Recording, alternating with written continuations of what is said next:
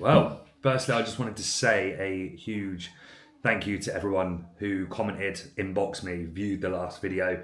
Went down really, really well, considering it was like filming off of one of those old Motorola Razors back in the day. The quality was dog shit. I watched it back a couple of times, and like I said, content might have been good, but the quality of the video was crap. In regards to like resolution of the camera, the camera's like 10 years old, so I'm not too surprised, to be honest. Which leads me on to my next point. You may notice that the quality is slightly different this time around because I have spent an arm and a leg on getting the DJI Pocket Pro 3, I think it's called. I went on every review page as to what the best camera for vlogging is for 2025, and I know that there's a couple of other fitness YouTubers that use this as well. So I kind of knew that setting up the Onlyfans page for me and my missus would eventually pay off. Joking, of course. Not joking. Although this is a fitness channel, to be honest, the amount of time in the gym doing weights, workout videos is probably going to be very minimal. For me, watching other people's YouTubes, I do get invested when it's more lifestyle, nutrition. The video I'm about to do now, I think, will be interesting to quite a few people because although you can talk about diet plans, you can talk about what to eat in a day, I think actually showing people what genuinely our food shop looks like and what types of foods we're eating. We have slowly turned into like a low ingredient household. We do, I don't know whether it's like because you're getting older or whatever, but we do look on the back of packets, and we have done at like the ingredients and food because I've done a lot of deep dives and research into it, and actually like even things that are marketed and branded as healthy are really not. So even if I can give someone a little bit of education from what I've learned in regards to like food choices and how to make better choices, I think especially with having Jax now as well, it makes us even more conscious that we're giving him the right nutrition. Like the kids' food that you can buy off the shelf, I mean, it's full of shit, like genuinely, and that's not being snobby. Like we will give him packeted baby food at times when convenient, but for the whole part, like you'll see from this video, he literally eats exactly the same as what we do. Whether that's breakfast, whether that's dinner, like he's eating like fats, protein, carbs, he's getting it all in. So I'm hoping he'll be the next Chris Bumstead. You never know. You absolutely never know. So yeah, in regards to the food shop we go to, so we do go pretty much every time to Sainsbury's. We have tried Aldi, Lidl's, Tesco's, Morrison's, M&S, Waitrose. We've tried them all, and basically what we prefer is obviously as cost effective as possible because we do eat a lot in this house, but also there needs to be a fine balance between cost and quality of food, and we feel like Sainsbury's is good for that. So if somebody picks up an idea of maybe something they could implement in their diet, great. If you're just intrigued as to what Swindon are 2-0 down my bets, great. Back it off. If you're just genuinely intrigued as to what we eat as a family, some people are just nosy as fuck, so here you go. Hopefully you enjoy the video, and we'll see you in the shop. One more thing before I go as well, if there's one bit of advice I can give that we stick to is, and you'll probably notice in the video going through the shop, if you don't buy shit, you won't eat it.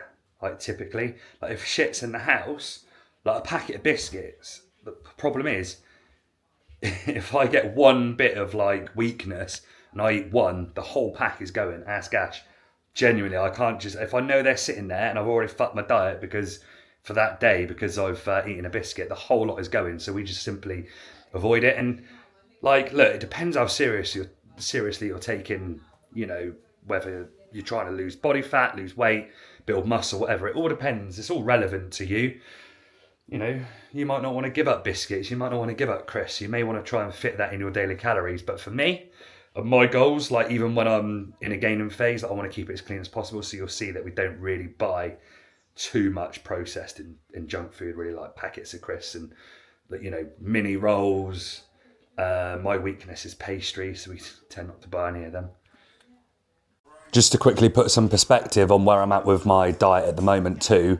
So obviously done a huge cut, probably the leanest I'd got for the holiday 2 weeks ago. Since then, I've been trying not to rebound too hard because, I mean, Jesus Christ, I think I said in the last video how much weight I gained on that all-inclusive holiday. Not good. So I am currently reversing out of that quite slowly. So I'm starting on 3,500 calories a week and the scales are still dropping. I've dropped off like 5 kilos since holiday, which is ridiculous. Obviously it's all water weight. So once my weight starts to plateau, and for 1 week straight I'm at the same scale weight, then I will start to gradually increase calories. So this food shop is based off me eating 3,500 calories at the moment, but I do foresee that getting up to around 5,000 within the next kind of 6 to 8 weeks. So obviously the food shop will become a little bit more expensive. I'm telling you now, child and parent spaces are one of the most underrated perks of having a kid, for real.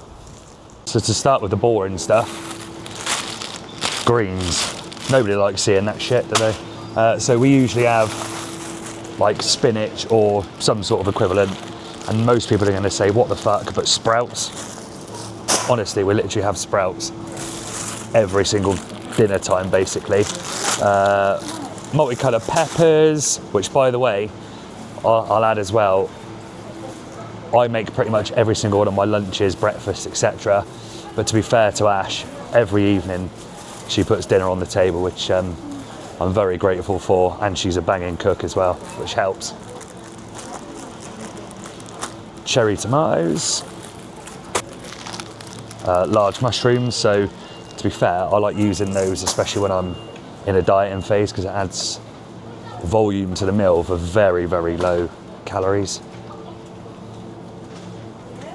Maybe not so important for a bulk, but do like to have them with dinner. So an absolute staple. So we do have some form of broccoli. Tender stem broccoli is usually the way forward for us. So baked potatoes. So we would usually buy 8 bananas to last the week. I'm not going to, because I think we overbought on bananas. In midweek, so we've still got like 2 lots in there, but I usually mainly use those for my protein pancakes, which I have every evening. Blueberries for the boy, Jack's, 5% beef mince, but we've just said, although to be fair, we don't buy beef mince all the time, rarely. But I swear that's rocketed in price. I think I watched George Osborne's video recently actually as well. He said the same thing. Like that used to be like a really good way of getting like high calories in, especially on a bulk, with like a good protein source and relatively, moderate fats to bump up those calories. But yeah, that seems to, £7 for that.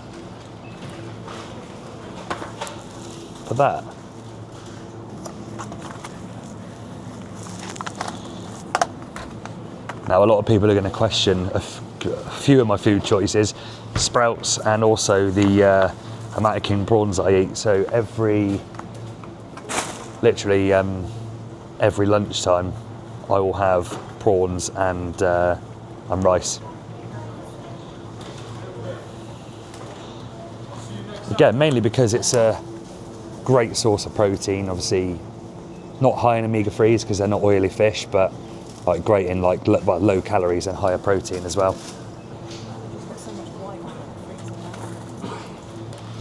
4 chicken breasts in there. I'm going to be totally honest. We don't buy supermarket chicken. Like, I don't know why. I think it's more so with Ash. She gets the ick with food so easily. I think she had a bit of fat on her chicken breast once and she was like, right, I'm never eating supermarket chicken again. So we actually order our chicken off of Muscle Food, and to be fair, anyone that's ordered off Muscle Food, it is so much better quality. I think we pay, what is it, 40 quid, and that lasts us 2 weeks? Yeah, just under, yeah, so we pay 40 quid, and that lasts us just under 2 weeks. But it is something we eat every single day, so it might seem outrageous to some people, but it's something we eat every day. And I mean, you're not a bodybuilder if you don't eat chicken, right? So, milk, I've actually recently changed, like I said, because I am focused on getting more calories in, I've actually swapped to whole milk. There are some nutritional benefits to that as well. Obviously, semi-skimmed or skim milk, which is what I would usually drink, it does have all the goodness and nutrients stripped from it, as well as obviously the lower calorie content, less sugar, etc. Along with that, it does get rid of a lot of the good nutrients in the milk as well. So, tinned tomatoes, again, this brand, really, really low in ingredients. Probably, from what we've seen, the best one for you. So with rice, it is something that I eat every day, and I would usually get a big bag like this because I've bought a rice cooker. Again, it's, where you're eating so much, it's just more cost effective to buy it in bulk and then cook it yourself, rather than I used to buy loads of packet rice, like the 250 grams packet rice, and it's just more cost effective when you're eating so much of it to cook it yourself, and a rice cooker's been an absolute game changer for me. Bit of gravy, you're not in proper English if you don't love your gravy. It's, again, fairly low calorie. We get the reduced salt one. Again, just making like slightly better choices. Olive oil, absolute essential for us. Like I said, one of the bigger changes we made, and one we will never revert on. If you Google how bad like sunflower oil, rapeseed oil, etc. is for you, especially when cooking things at high temperature. Again, that sounds a bit extreme, but you know, do a bit of research yourself on that one. You might change to olive oil pretty quickly. Tin tuna, absolute staple. That is that's always been in me since I started going to the gym. Like, really cheap, quick way of getting like 20 odd grams of protein in you. Don't know if you can hear Jax in the background, but that's something, like I said, I'll have every single day, and have done for the last kind of 10, 11 years.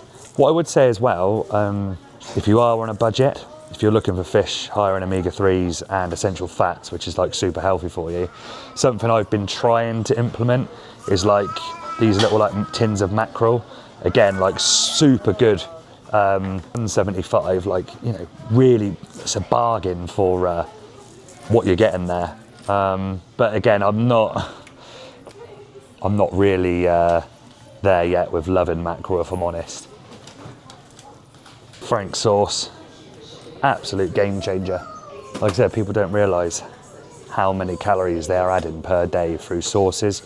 Like, I used to be so guilty of it. I'd slam like loads of light mayo, like normal ketchup onto my foods, and you can quite easily add 200 to 250 calories a day just from sauces. That's something to keep in mind. Before I was actually tracking food, I didn't even know that. Chai seeds. Now, I have to thank my missus for this one, because she's been putting them in water and drinking them for ages, and I kind of never even really considered, you know, having them until I kind of looked. We were on holiday and I said, oh God, you know, my digestion was shit, no pun intended, and I just looked at kind of the benefits of chia seeds. Generally full of fibre, really, really good to help with digestion, especially on a bulk or when you're eating more calories. Like, you need fibre in your diet. I think I was guilty for a long time of getting nowhere near enough fibre. But yeah, like I said, that's a huge contributor, and healthy fats in there as well.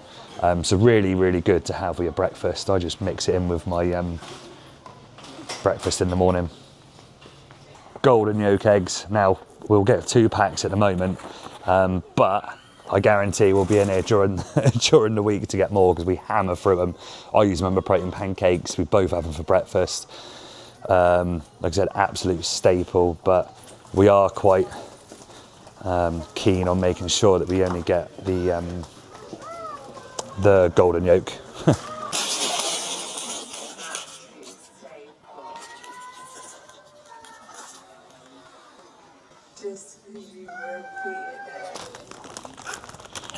Do I need to say any more? Absolutely not. Jason's sourdough. As well as the benefits of sourdough, like, it genuinely is a lot nicer. I mentioned it to James actually, because he'd never had it. And yeah, I think I've fully transformed him. Is he shit?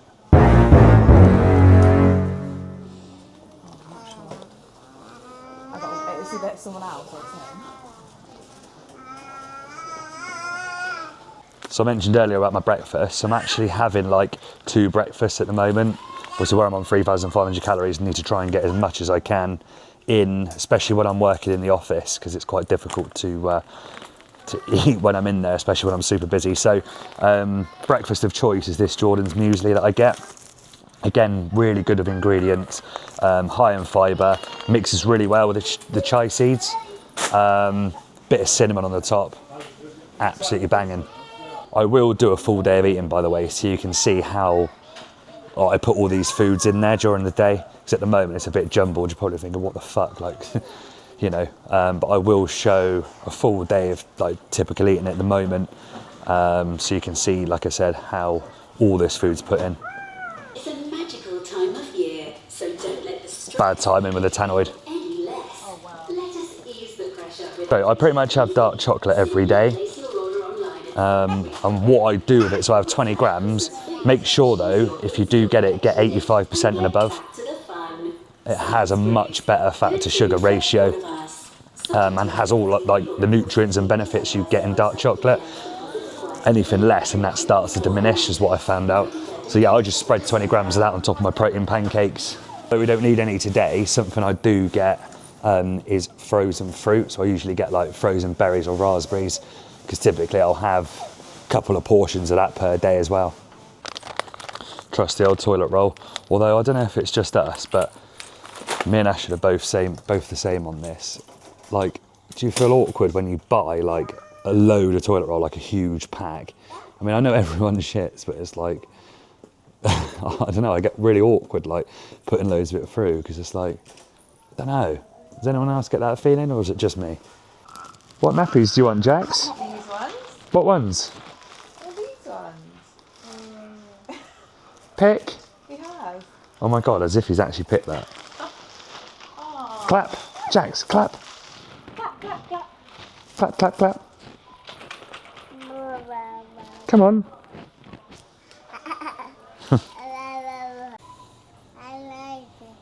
Is that Jax that smells of shit? Poo. Or is that just the gaff? Okay, we are going on to arguably one of my most favourite items that we buy in the shopping. And like I said, I think people are going to be shocked about some of the food choices I make, because a lot of people don't like this, but it is.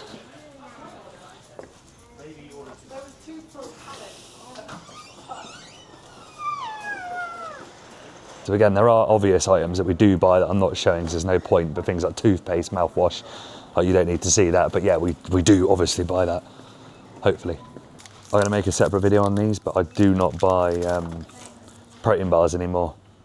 Once you understand what's actually in them, you probably feel the same. But again, that's for another video separately. Use the nectar card to see how much it takes off. My favourite part. There you go, £8.45. Wonderful.